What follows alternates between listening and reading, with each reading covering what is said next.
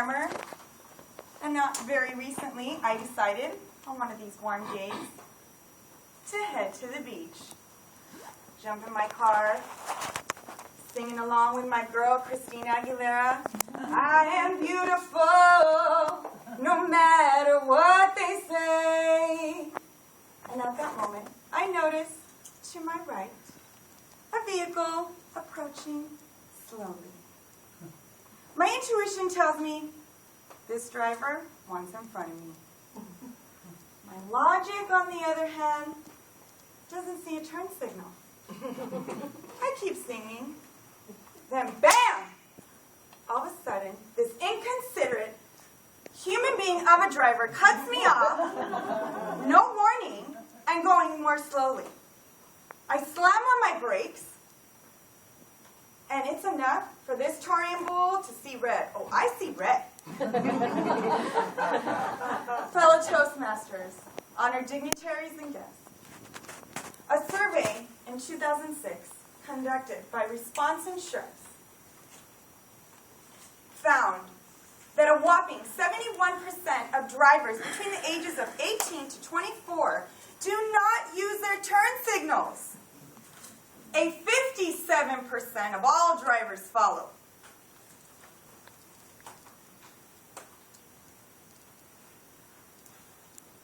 That's only the people that admitted to it.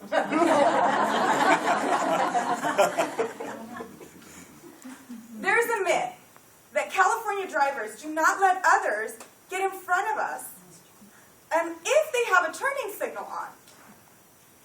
And they also say that we have the worst traffic ever, but I can't help you out with that. I'm here to help you see why using your turn signals will help prevent accidents and create a happy, safe driving environment. It's really simple. A couple solutions. Number one, you're driving along and you take your left hand off the steering wheel, because we all know everyone here uses both hands while driving, and you lift or push down the turning signal. Easier, just keep both hands on and use a finger. Real easy. A creative alternative is to sing a song about it. It works for kids. Clean up, everybody clean up. Your song can be as simple as, I turn my signal on every time I switch lanes. I turn my signal on every time I switch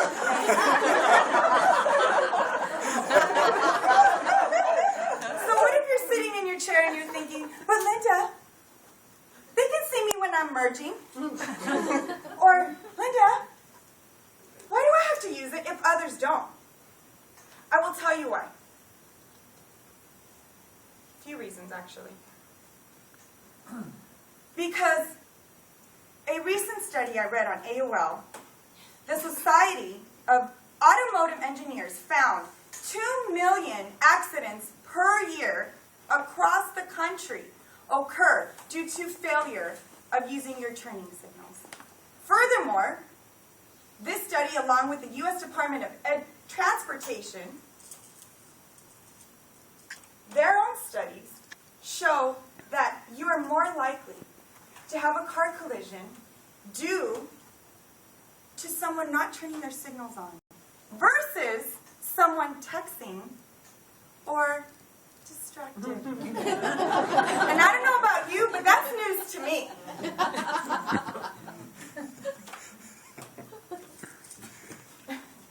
I really think that cops need to be citing different people, different roles.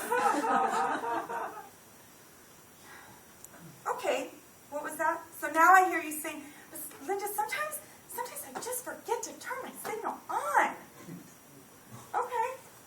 To those of you, there are drivers like moi that have no problem reminding you.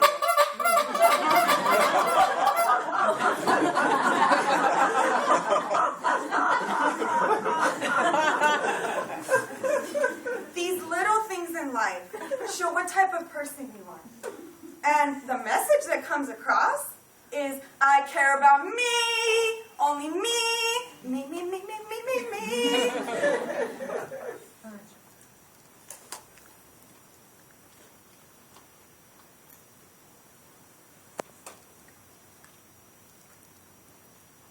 moments are critical. It may not seem like it. But it's time that we start caring and be considerate towards other drivers, because it can affect us all around. Let us recap. One of the top 10 reasons accidents occur are due to people not using their turning signals. Why? Because they're lazy, or because they don't have enough time. So what can you do to solve this problem? I turn my signal on every time I switch lanes. I turn my signal on every time I switch lanes.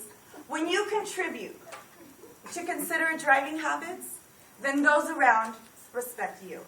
Madam Toastmaster.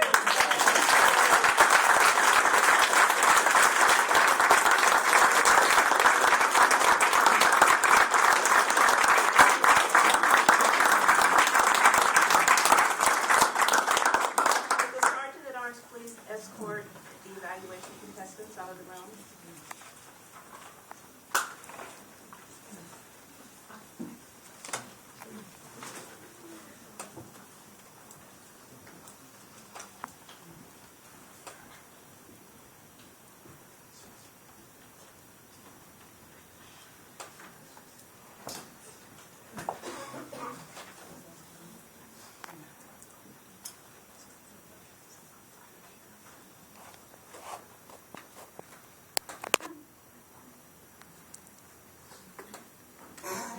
Timers, may we have 5 minutes on the clock, please? Thank you. Linda, congratulations. What an exciting step.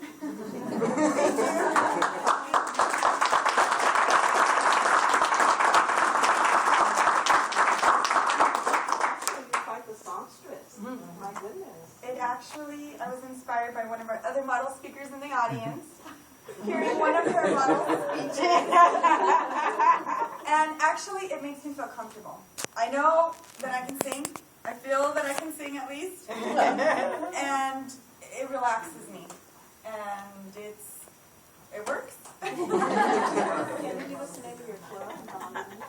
Definitely. Live Wires in Long Beach.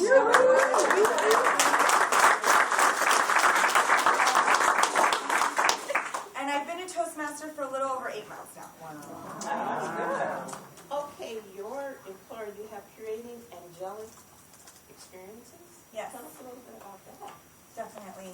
My pleasure. I work for myself, have my own business part-time, and I also work for a commercial real estate broker, which we won't talk about that because that's kind of boring. So I started my business this past summer full-time. I left my previous employer because I felt that it was a negative environment and it wasn't conducive to me growing, and I wasn't learning anything any longer. So I decided to take my part-time business full-time, which I continue part-time in this economy. And basically what it is I talk to angels. I talk to your angels. I create angelic experiences. Over 80% of people around the world believe in angels. And so do I. I help people reconnect either to their divine self or God or universe or creator and whatnot, and remind you who you really are, what you're here for, and to help you become a better person in any which way, form that I possibly can. Everybody, yes. Everybody has at least 2 angels that you were born with since birth, and they will stay with you until you transition this lifetime. And you can always call on more angels all the time for anything as little as, I need a parking space to, oh my gosh, someone's in surgery or I need help physically. So always, please, please, please call on your angels. Well, thank you. Very interesting. So now you know who to go to if you want to know about your angels. See her during the break, okay? Now, something else on here very different from angels, belly dancing. Tell us about that. Okay, so thanks to my parents, I don't need to work out. I never had to work out. However, I've gotten older, so with women, our bodies change, right? And because it was never a habit for me of working out, I have to find ways that are fun. Belly dancing. There's belly dancing. There's pole dancing. I've taken trapeze classes. I will run on the beach. I just feel that living by the beach, it's ridiculous for me to pay for a gym membership. So I will take anything other than normal. It's making fun, right? Okay, now you run the gamut with your experience and your interests, and I noticed that you tutor children. Tell us about that. I have experience on my times, not right now, Toastmasters is taking a lot of my time. When I do have time, I've helped at the LA County Library. They have a program for English, people who don't speak English as adults, learning how to read, and it's going back to vocab, just letters and how to pronunciation and whatnot. I love to do that. I love to read. I'm such a nerd when it comes to books. And I actually stay away from bookstores because I will walk out. It will break my bank account. So I love to help others read. You learn so much from reading and just to see other people's perspective on reading. So I help adults who English is not their first language, and I also tutor children at an after-school program at times. So there's tutoring, yes. Well, that's great. And one other thing, what inspired your speech today? Well, I was looking through my CC manual, my Competent Communicator Manual. For those of you who are guests, I don't know what that is. Speaking my Toastmaster jargon. I noticed, okay, at this time when I was preparing, I had 4 more speeches left. And then the next one, I wasn't going to do visual aids up here. I didn't want to worry about technical difficulties. So I went with something that I wanted to either research a topic or persuade with power. And I thought, what do I want to persuade people to do? Just thinking about that. And I'm like, oh my God, people turn your signals on, please. It's really frustrating for me because I do feel like I'm the only one who uses that. Like, come on. I will let people in who do use their turning signals. And the people that want to come in, I will drive up. And you cannot get in unless you turn signals. Yes. Just watch it.